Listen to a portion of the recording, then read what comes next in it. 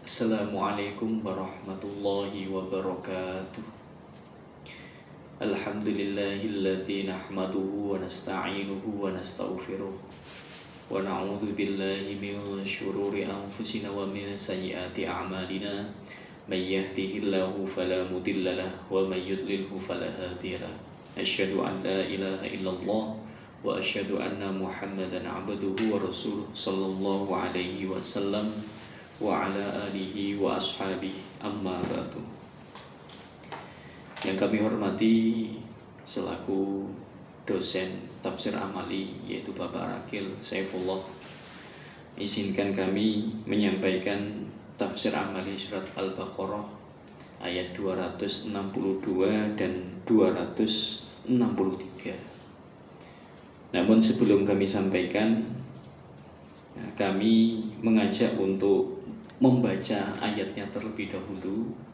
Nanti ketika sudah dibaca baru ditafsirkan sesuai dengan apa yang ada di buku panduan tafsir amali. Kita baca terlebih dahulu ayat 262 dan 263 surat Al-Baqarah. A'udzu billahi minasy syaithanir rajim. Bismillahirrahmanirrahim.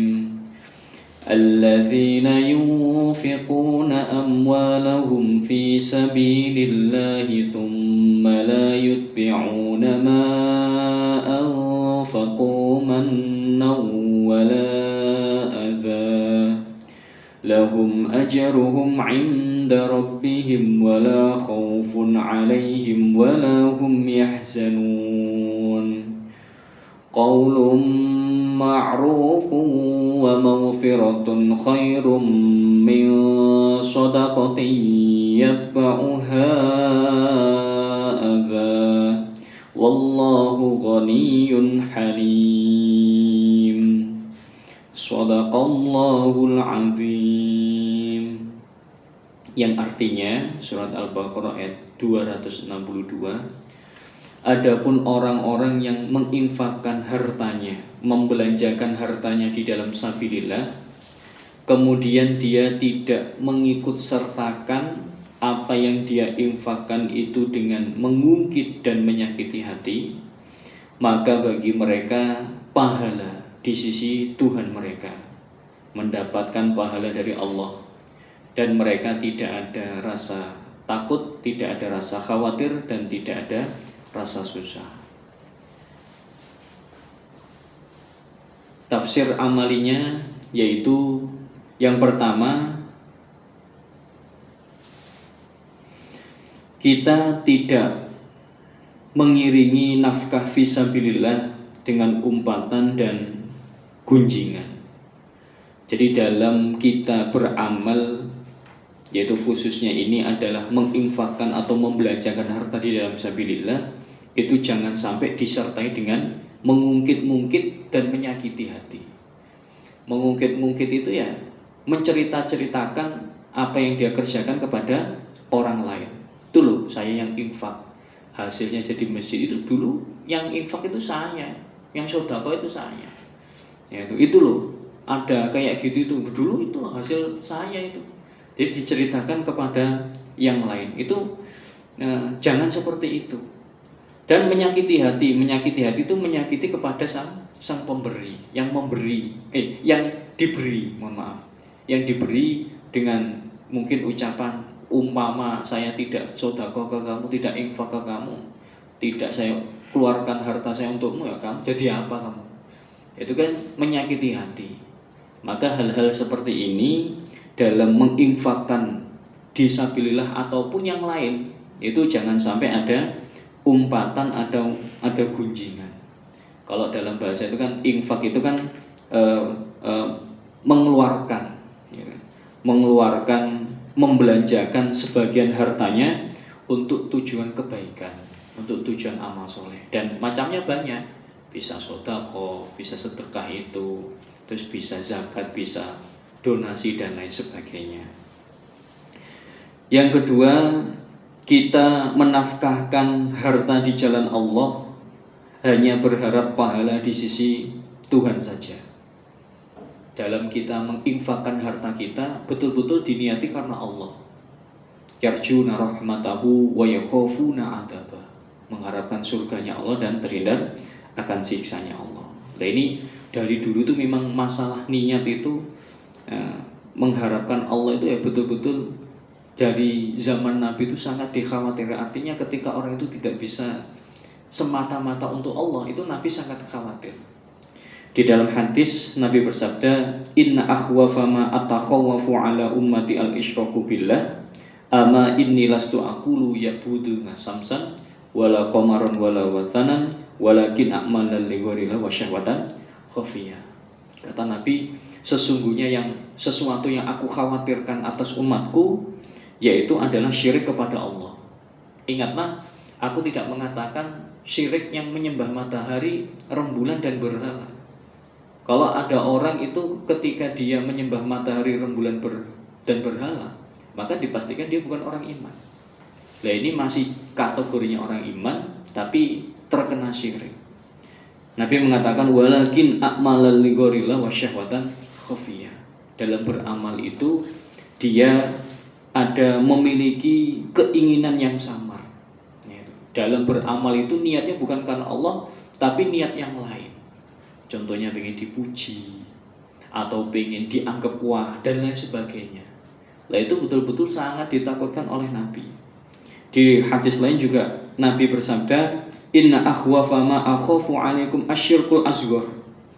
Sesungguhnya sesuatu yang lebih aku khawatirkan atas kalian adalah syirik kecil. Qalu ya Rasulullah, wa ma syirkul asgharu ya Rasulullah. Apa syirik kecil itu? Nabi menjawab ar-riya, yaitu pamer. Jadi dalam mengerjakan sesuatu ibadah itu diniati untuk pamer, termasuk infak, tadi bisa bangun masjid, bisa zakat, bisa sedekah. Niatnya itu dipamerkan, yaitu dicerita-ceritakan. Itu. Sehingga menafkahkan di jalan Allah, berharap pada Allah itu tidak ada dalam dirinya. Lah itu jangan sampai. Maka dalam tafsir amali ini kita diberi arahan untuk bisa menafkahkan harta di jalan Allah itu betul-betul berharap pahala di sisi Allah. Yang ketiga, kita berharap balasan dari Allah saja. Dalam sedekah, dalam infak, dalam donasi apa, beramal apa saja, itu berharap balasan dari Allah saja. Alam ya'lamu annallaha wa yaqbalu taubah an ibadihi wa ya'khudus shadaqah. Jadi Allah itu menerima tobatnya seorang hamba itu dengan cara mengambil sedekah. Jadi dengan adanya orang sedekah itu akan dibalas oleh Allah, diampuni dosa-dosanya. Dalam ayat lain, yanhaqullahu riba wa yurbit shadaqah wallahu la yuhibbu kulla kafarin athim. Allah menghapus riba, menghapus keberkahannya, dan Allah melipat gandakan sedekah.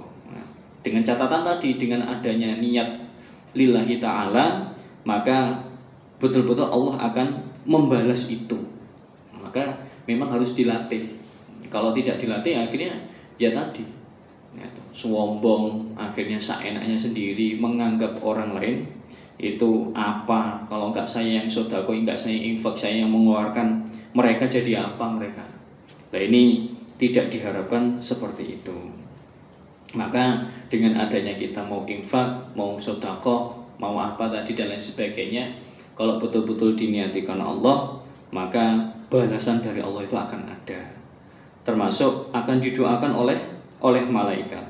Ma min yaumi yusbihul ibad fihi illa malakani yanzilani fayaqulu ahaduhuma Allahumma ati mumfiqan khalafan wa yaqulul akhar Allahumma ati mumsikan talafan. Nah ini menunjukkan bahwa dengan adanya orang itu betul-betul mengharapkan balasan dari Allah, maka kebarokan itu akan ada di sisinya, termasuk didoakan malaikat, termasuk nanti dosa-dosanya diampuni oleh Allah dan lain sebagainya. Selanjutnya ayat 6263. Ucapan yang baik dan pengampunan itu lebih baik daripada sedekah yang disertai dengan menyakiti hati. Dan Allah Maha Kaya lagi Maha Aris. Aris itu umpama hambanya melanggar itu tidak langsung disiksa. Aris itu bijaksana, jadi tidak terburu-buru untuk langsung disiksa. Itu Allah demikian itu. Nah, jadi ucapan yang baik dan memaafkan, pengampunan itu jauh lebih baik daripada sedekah yang disertai dengan menyakiti hati. Tafsir amalinya jadi gini, kita ketika tidak bisa memberikan sesuatu kepada orang yang minta kepada kita, yaitu gunakan dengan bahasa yang baik dan meminta maaf. Mohon maaf, saya belum bisa memberi kepada jenengan. Nah, mungkin lain waktu nggih. Lah itu jauh lebih baik daripada ya sejauh piramu 1 juta tanya tak kei, tapi cium dulu kaki saya. Tapi anak perempuanmu ya tak nikahi ya buat saya dan lain sebagainya. Terus akhirnya ada apa? Ada sesuatu hal yang membuat yang diberi itu sakit hati. Jadi jangan sampai seperti itu. Jauh lebih baik ketika kita tidak bisa memberi tapi kita betul-betul berkata yang baik dan mohon maaf, itu jauh lebih baik daripada memberikan tapi ada menyakiti hati kepada yang diberi. Atau penjelasannya ini juga bisa ketika kita tidak bisa memberi kepada orang lain lalu orang lain marah kepada kita. Nah, kita tetap berbuat baik, ucapan yang baik dan memaafkan.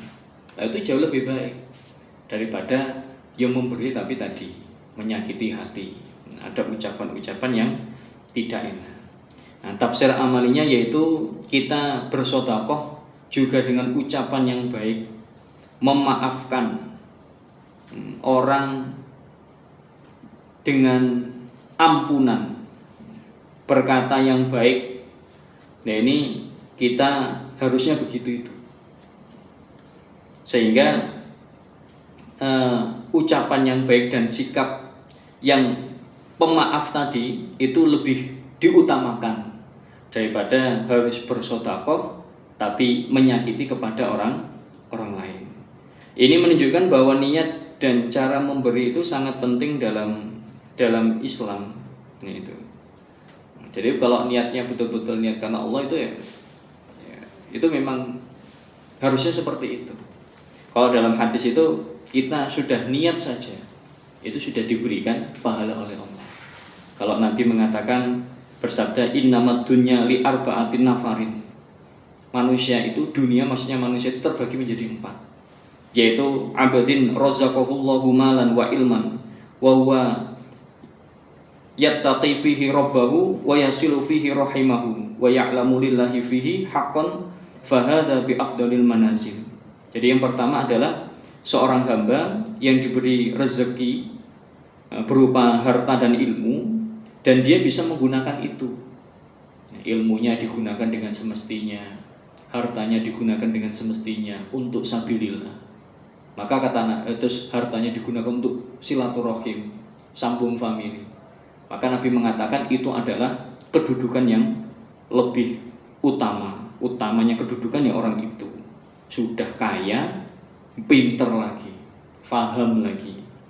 Yang kedua yaitu wa abadin razaqahullahu ilman wa lam yarzuquhu malan fa huwa shadiqun niyyah yaqulu law anna li malan la amiltu bi amalin fulan fa huwa bi niyyati fa ajruhuma sawaun. Yang kedua adalah seorang hamba yang diberi rezeki berupa ilmu tapi dia tidak diberi rezeki berupa harta yang banyak. Jadi yang memang pinter, ilmunya ya ada, tapi mohon maaf kondisi hartanya tidak sekaya orang lain. Lalu dalam hatinya dia melihat orang lain itu ada yang orang kaya sedekah. Terus hatinya punya keinginan nanti umpama saya kaya punya harta seperti orang itu, saya juga akan sedekah. Lah itu kata Nabi, fa ajruhuma sawaun, kedua-duanya itu mendapat pahala. Artinya yang tadi hanya niat untuk nanti kalau saya punya uang, saya punya harta seperti akan saya sedekah, itu juga mendapat pahala. Ya, ini menunjukkan bahwa niat itu betul-betul ditekankan dalam beramal. Sehingga kalau niatnya salah ya nanti hasilnya juga salah. Yang ketiga adalah wa abadi razaqahullahu malan wa lam yarzuquhu ilman fa huwa yakhbitu fi malihi bighairi ilmin la yattaqi fihi rabbahu wa la yasilu fihi rahimahu wa la ya'lamu lillahi fihi haqqan fa hadza bi ahbathil manazil. Jadi yang ketiga itu adalah seorang hamba yang diberi keluasan harta tapi dia tidak diberi rezeki berupa ilmu. Hartanya banyak tapi tidak ada ilmunya, dia tidak punya ilmu. Nah, dengan adanya dia punya harta itu, karena dia tidak punya ilmu, maka harta itu digunakan tidak semestinya. Umpama harusnya bisa buat silaturahim, dia tidak melakukan itu. Umpama bisa buat infak sedekah, dia tidak melakukan itu. Justru malah digunakan dengan hal yang tidak bermanfaat, mabuk, terus cewek, dan lain sebagainya. Nah, ini kata Nabi, orang yang seperti ini adalah dia kedudukannya jelek. Lalu yang keempat adalah wa abdin lam yarzuquhullahu malan wala ilman fa huwa yaqulu law anna li malan la amiltu fihi bi amalin fulan fa wa bi niyyati fawis ruhuma sawaun. Jadi yang keempat adalah seorang hamba yang tidak diberi rezeki oleh Allah berupa harta dan ilmu. Jadi ilmu yang nggak punya, harta yang nggak punya, tapi dia punya angan-angan. Umpama saya punya harta saya akan saya gunakan untuk foya-foya, akan saya gunakan untuk berpesta-pesta seperti orang itu enak, orang itu enak ya. Yang ketiga tadi tidak punya ilmu tapi punya harta, kaya, dibuat foya-foya. Terus yang keempat pengen seperti yang ketiga tadi, saya pengen seperti yang orang itu, kaya, bisa cewekan, bisa mabuk dan lain sebagainya. Nanti saya kalau punya uang saya akan seperti itu. Lah ketika dia niat seperti itu, maka kata Nabi adalah berarti dia sama, dia mendapatkan dosanya sama. Nah, ini menunjukkan bahwa betul-betul harus ditata niatnya itu betul-betul karena lillahi ta'ala. Nah, perlu diketahui bahwa sedekah itu tidak harus dengan harta. Kalau dalam hadis kan begitu, bisa dengan Pak Idris gitu bisa dengan menggunakan senyuman, ya kan? Kalau dalam hadis tabassumu fi wajhi akhik laka sedaqatun, senyum wajahmu kepada saudaramu itu sedekah. Terus menyingkirkan sesuatu hal yang menyakitkan dari jalan itu juga sedekah. Wa yumitul adza anitorik sedaqatun. Nah, ini juga termasuk. Terus menafkahkan keluarganya, nafaqatur rajul ala ahli sedaqatun, itu juga sedekah. Terus memberikan sampai memberikan satu suapan kepada istri itu juga sudah sedekah. Hatta luqmatal lati tarfa'uha ila fimroati, itu juga termasuk sedekah. Makanya kalau teman-teman punya istri kok seneng makan, titik-titik mangan, disyukuri. Ya, itu sedekah juga, itu sampean dapat pahala itu. Jangan malah dipoyok itu sedih, lompomu atau mangan, nah gak mari-mari. Lu justru makan itu nikmat itu, daripada nggak bisa makan terus mati. Ayo, lebih baik makan sehat masuk surga daripada nggak makan mati miskin masuk neraka. Nah, ini makanya betul-betul kalau memang belum bisa menggunakan harta, bisa menggunakan cara yang baik tadi, ucapan yang baik, memaafkan dengan senyuman dan lain sebagainya. Yang ketiga yaitu kita sedekah karena Allah Maha Kaya. Yang butuh adalah hambanya Allah, tidak butuh terhadap kita. Yang keempat, jika ada orang yang tidak mau menafkahkan, maka kita ingat Allah Maha Kaya. Yang butuh adalah makhluknya.